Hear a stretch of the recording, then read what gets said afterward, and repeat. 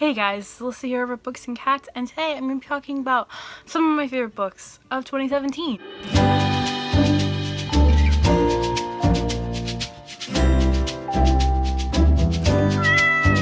I actually have 7 books because the year 2017. I didn't want to pick 17 books because I know I didn't read that many that I loved.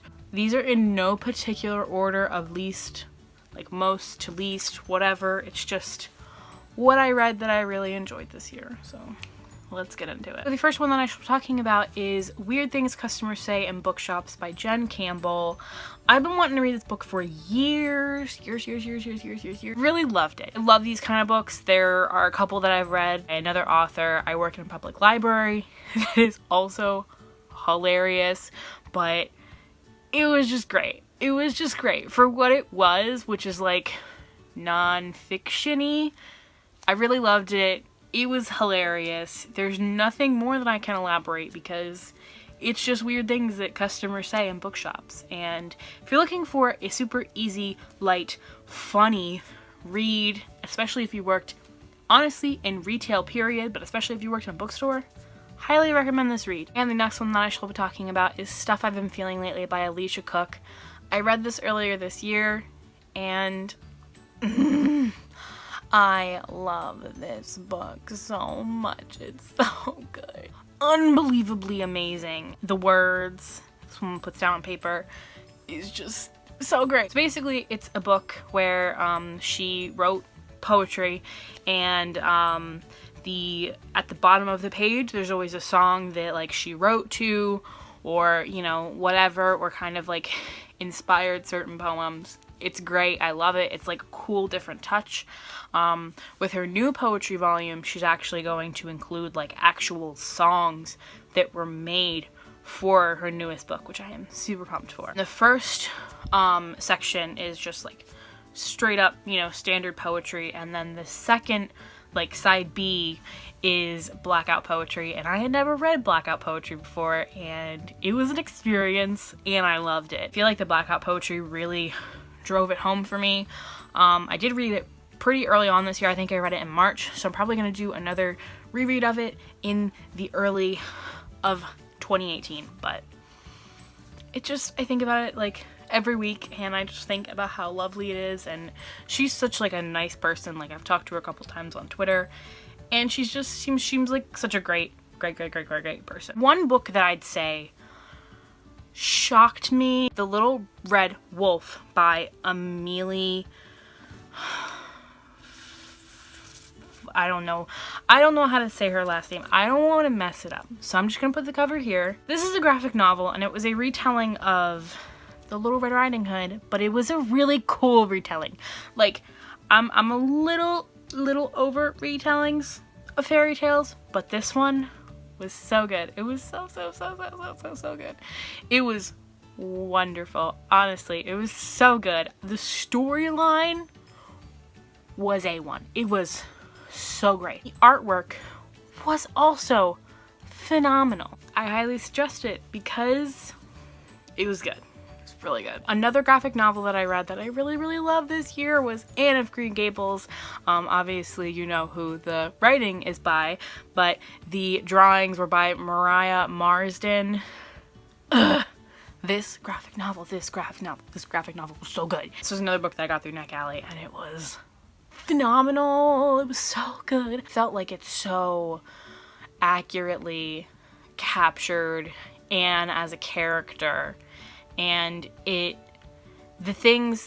stories that it included I thought were really good. Like obviously you're not going to be able to include an entire like 300-page book in a 300-page graphic novel. It's just not going to happen. So if you've read Anne of Green Gables, I highly suggest reading this graphic novel because it just adds so much. As a person who has read Anne of Green Gables but has never seen TV or movie adaptation, I know, I'm working on it. I highly suggest it because I feel like it brings the world alive, like really alive, and the coloring was so beautiful. It was so like green, and it was just rich, and I just love graphic novels that are super rich in color. Obviously I'm gonna highly recommend all of these because they're my favorite books of 2017, Duh. And the third to the last book that I read that I freaking love this year, that I didn't think I wouldn't like, but I didn't think I would love nearly as much as I did love, and that was Gemina by Amie Kaufman and J. Kristoff. This book, to say it took me by surprise is an understatement, because I had heard so many people that said that they didn't enjoy it as much as Illumine, and I was like, man, god dang, man. I was super pumped, you know? I enjoyed it way more than Illumine, honestly. I found the characters in Gemina to be my actual children. I loved them. I thought they were wonderful and beautiful and not perfect, but still great. I found them not to be nearly as frustrating as the characters in Illumine. I think the storyline was way easier to follow, like way easier. Cannot wait for March so I can read the third book and probably cry. And finally, super late to the game, I read Wonder by R.J Palacio.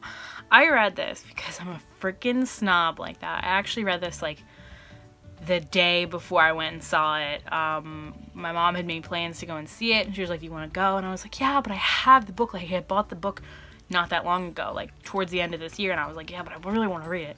So I was a snob, and I read it before I saw it, and I'm really glad I did, because I loved this book. There's nothing about it I didn't like. That it was wonderful. I thought the characters were wonderful. I thought they were wonderful and flawed and very real. I felt like it shows you that sometimes people can do bad things, but it doesn't make them a bad person, and sometimes they say things that they don't mean, or sometimes they say things that are wrong, but it doesn't necessarily mean that either they don't mean it or they just have a crappy moment, and it doesn't make them a crappy person. The quote that like that kind of like brings my soul alive again: when given the choice between being right or being kind, choose kind. I love stories about being kind and being a better person. I just loved it. Loved how the bad people, or the not so great people, didn't end up being any greater by the end. Like, I liked how some people stayed not so great people and they stayed kind of crappy. I liked that added bonus, because it's not always wrapped up in a pretty bow, and everybody doesn't sometimes get to be an okay person. The last book that I shall be talking about, that I just want to end this video on because it just needed to be done. I'd seen like a lot of people who normally like love this author like give it not so stellar ratings, but I'm glad I read it anyway because it was so good. That is Furthermore by Tahereh Mafi. I love this book. I love it. I love it. If you like a book that has characters that are not perfect, they make mistakes because they're literally like 12 and 14, which, in case you don't remember, we're all dumb at 12 and 14, then I recommend this book, because I felt like, I think a lot of people got frustrated with how childlike these characters were, which, I mean, they're kids, so it's normal to be childlike. I loved this book. I loved this book because I liked the storyline. I liked the world building. I liked how it had a narrator. That was so freaking cool. The artwork in it, it was stunning. This turned into a movie would be my favorite thing ever. I loved the way it was written. It was so whimsical. You like whimsical. If you like people that have issues, if you like